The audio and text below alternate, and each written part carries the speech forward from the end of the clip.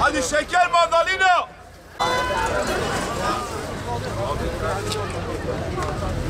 Sulu sulu portakal, sulu sulu.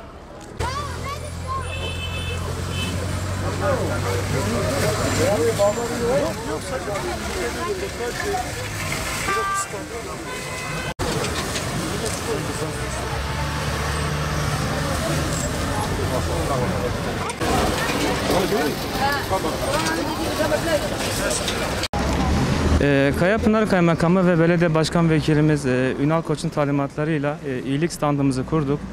Bu iyilik standımızda özellikle bu zorlu süreçte vatandaşlarımız adına birlik ve beraberliği daha etkin bir şekilde yerine getirmek, vatandaşlarımızın ihtiyaçlarına bir nebze olsun katkıda bulunmak maksadıyla kurduk. Öncelikli olarak birim müdürlerimiz katkı sunmak amacıyla standımıza yardımda bulundular. İhtiyacı olan vatandaşlarımız buradan ürünlerini alıyorlar. İhtiyaç sahiplerine yardımda bulunmak isteyen hayırsever vatandaşlarımızı da standımıza bekliyoruz. Standımıza pazarcı arkadaşlarımız olsun, gerek kurumda görevli arkadaşlarımız olsun, vatandaşlarımız olsun katkı sağlıyorlar. Burada ihtiyacı olan tüm vatandaşlarımız ihtiyaçlarını alabiliyorlar. Herhangi bir kısıtlama koymadık.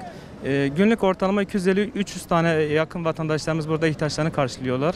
Haftanın yani şu an dışarı çıkma yasağı kapsamında hafta sonu hariç diğer günlerin tamamı kuruluyor. Bütün pazarlarımızda mevcut. Vatandaşlarımız yani bu konuda zaten duyarlılar.